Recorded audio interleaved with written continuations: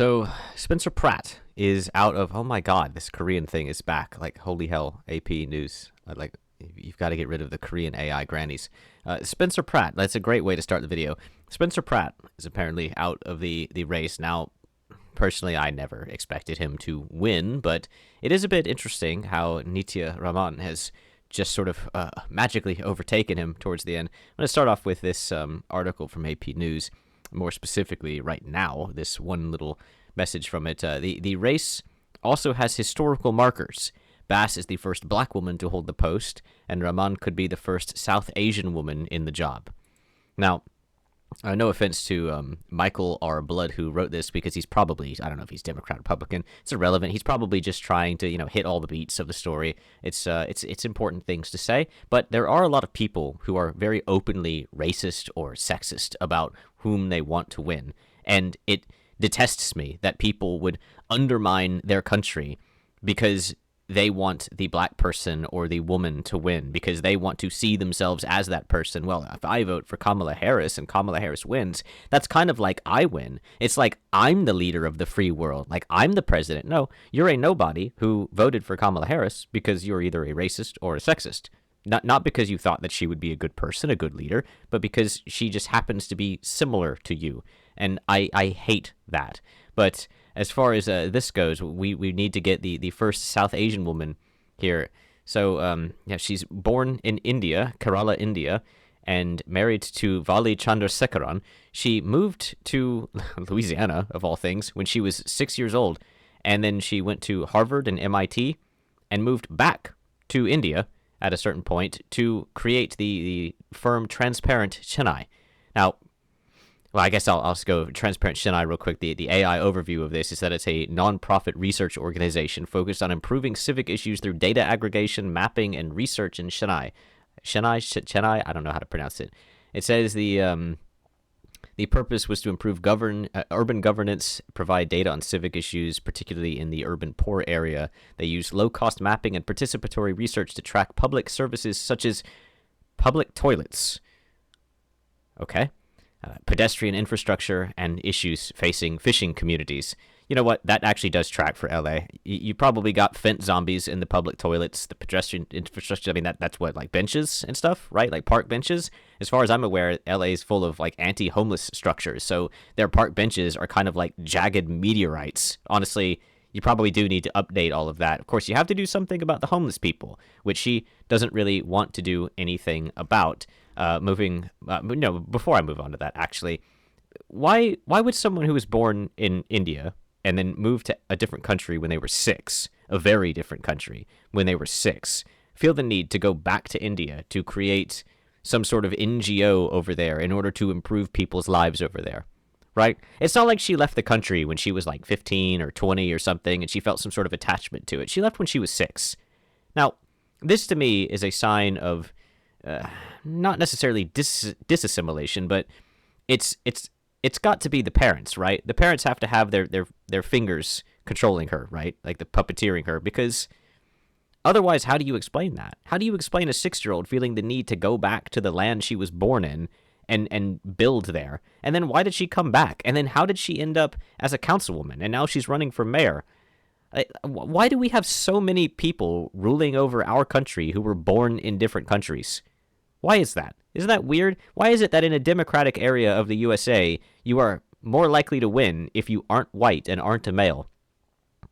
Interesting, I think. Anyway, as far as the homeless encampment stuff, well, she was one of 3 council members to vote against the LAMC Section 4118, a city ordinance that banned homeless encampments within 500 feet of schools and daycare centers.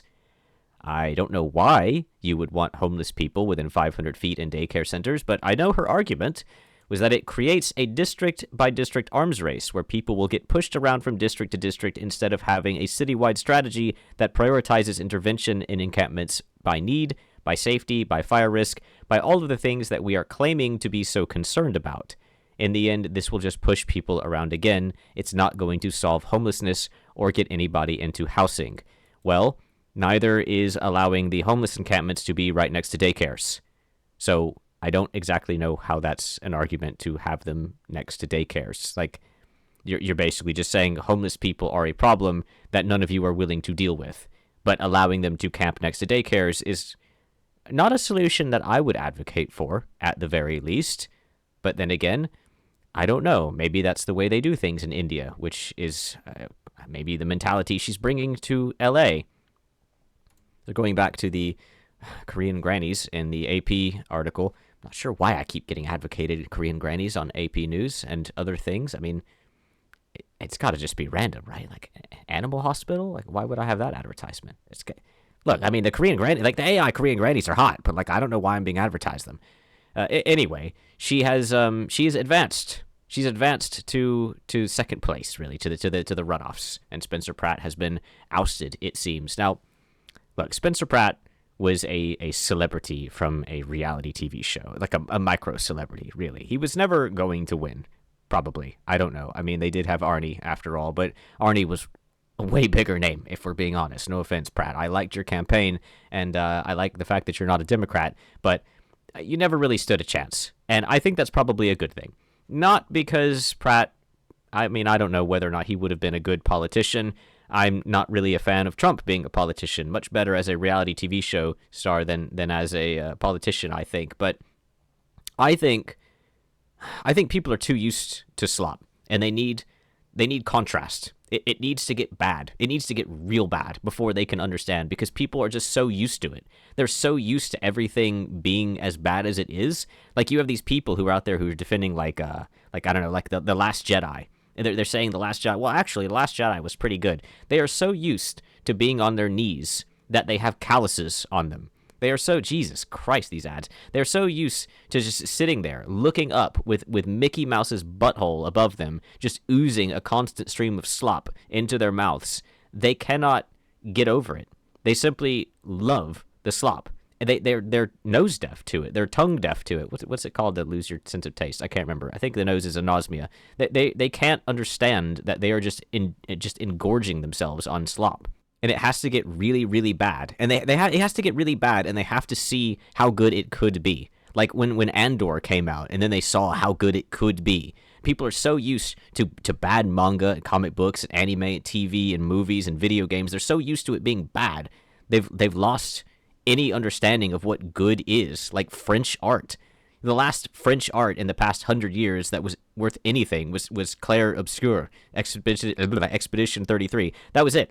Like, other than that, it's just naked women smearing human feces on a white canvas. That's the definition of French art these days. They've recently started uncovering underneath one of the cathedrals some art from like hundreds of years ago or 1,000 years ago or something. And I immediately thought to myself, oh, look, the French rediscovered art. Who knew? It was buried in their own backyard. But yes, she is probably not going to make it better. She's probably... I mean, it's just my guess. It's just a guess that an Indian woman in LA, she's probably not going to make it better. Because I forgot to mention, she's a socialist. She's part of the socialist members of the Socialist Democrats or whatever. What do they call the Democratic Socialists of America, right? She's part of that, and which is why people compare her to Mamdani. And it's probably just going to make it worse. It needs to get worse and worse and worse, and then people need to be able to look outside their window of New York and see other parts of the country that are better. They need to look outside of their window of Minnesota or Minneapolis, whatever, and outside their window of LA and see other parts of the country that aren't on fire, that aren't swarmed with infinite immigrants, that aren't, there are no Fint zombies patrolling the streets. There's no crazy people let out of jail because of an activist judge or something, which is another thing. This lady's apparently an activist, according to her wiki. I really don't like activist politicians. I hadn't really thought of it before, but being a politician should be your activism. Defining yourself as an activist and as a politician is kind of like a nuanced different thing, which I don't think you could really see so well before until social media came about. And now that social media has come about, you see some truths to things. Nithya Raman, for instance, back in 2020, had said, defund the police. Yes, she's like Mamdani, she's against the police. What a surprise there. She wants to get rid of the police. And that was, I guess, said during the height of Black Lives Matter, which I don't know. Yeah, there was another thing that was weird going on there. Black Lives Matter, she had to, I'm trying to find it. She had to sign something or another. Here we go. She signed a participatory budget pledge. an initiative put forward by Black Lives Matter LA, which, like, what is that? Black Lives Matter LA? What, like, how did one person dying become some sort of international organization that funded loads and loads of things and made tons of money and then was pocketed by a ton of, like, isn't that a bit suspicious? Well, she signed a participatory budget pledge put forth by Black Lives Matter LA, which expresses a commitment to hold a participatory budgeting process each budget cycle. They hold elected office.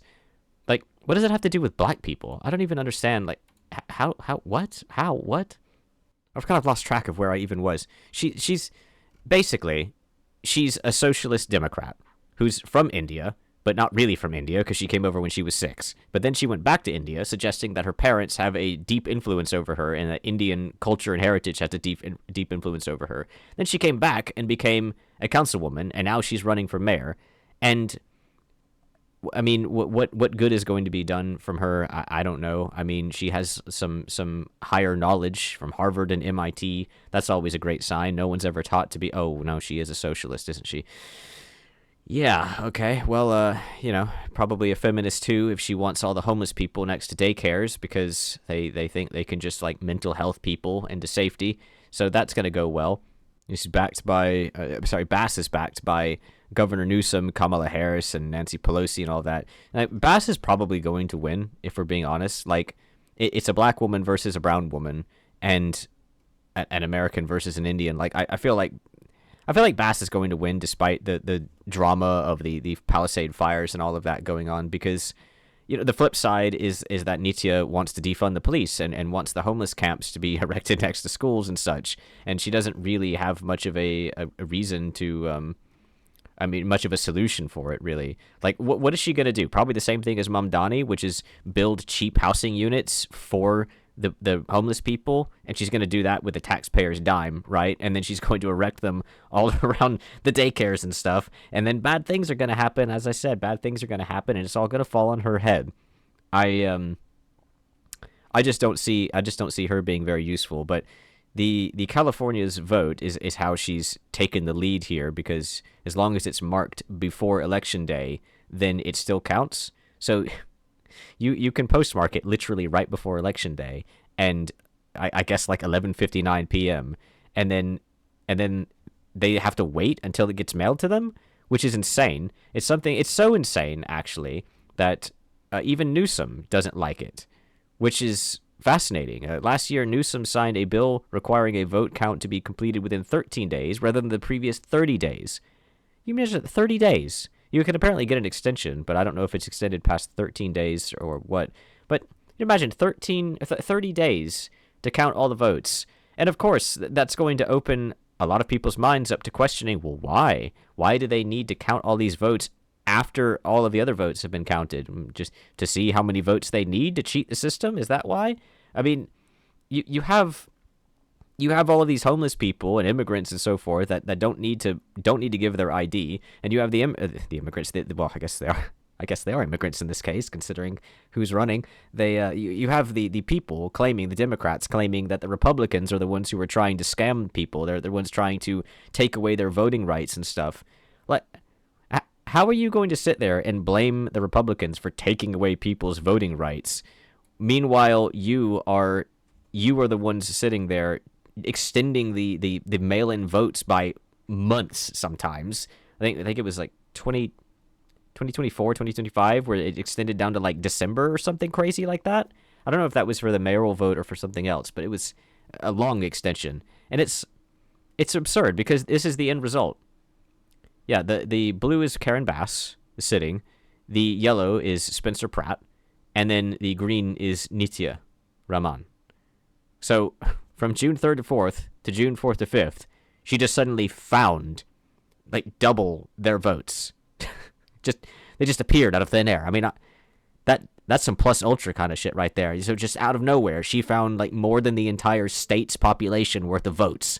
It's basically what's happened. I mean, not that ridiculous, but still pretty ridiculous.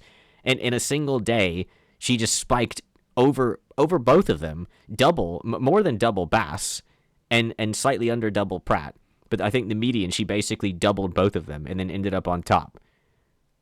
Like, How can anyone look at that and not think, you know what? I don't believe it. Well, guess what? I don't believe it. And I don't believe that she's going to be particularly helpful here. I like, what has she really said besides defund the police, which she said in 2026, and it's not really here's a more recent quote. She said the Los Angeles Police Department should remain at its current size, about 8,600, down from 10,000 in 2020. And then the police union responded by taunting her in an ad, calling her flip-floppin' Raman, because her political views changed so much, I guess. So what has she said besides the police are bad and she wants homeless camps next to daycares and schools, and that you can't just move the homeless people around? That's not really a solution, though. Like, she's not even saying anything worth hearing, really. And Bass doesn't have great solutions either, I suppose. But they're just voting for more of the same. Or, well, either they're voting for more of the same or something's been cheated. You know, who knows whether or not it's been cheated? I certainly don't. But I'll close out in this quote they have by the Associated Press here. Tanika Vickers, who works for the housing nonprofit in Los Angeles, said she felt like she was part of a group of people who work and pay taxes but have been forgotten. She said she was frustrated with the way tax dollars were being spent, especially throwing more money towards homelessness without results. She said she voted for Raman for mayor because she was the most qualified to execute plans and fulfill what the city needs. Well, what exactly does the city need? Because right now the city is throwing that money at homeless people for the sake of basically an infinite vote machine. Same thing with the infinite immigrants. That's what they're throwing money at. And what exactly has Raman said that she's going to do about the homeless people besides let them camp next to schools? And you think that makes her qualified to execute her plans?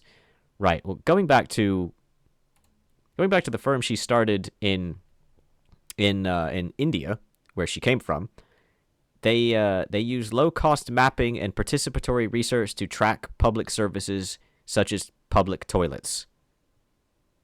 Well, I sure hope they do more than that. I mean, that's just an AI overview, but that's not looking good for LA. I do not live there, so thankfully I don't have to be more up-to-date on it. I just thought I would point out how ridiculous it is. Actually, what I'm mostly complaining about right now is that we have so many elected officials in our country from foreign countries, which isn't technically a problem, but it's a risk at the very least, and it seems to be more and more of a risk in cities because, well, they don't want to elect people who are from this country for some reason. And when they do it based off of race or gender, which, I don't know, it just seems like it's going downhill fast. And like I said, there needs to be a contrast, and there will be. Just keep letting it go downhill. I think it's a good thing that Pratt lost. No offense, Pratt, but I think it's a good thing that you lost because things got to get bad before they can get better. Because you have to peel back people's eyelids before they'll see.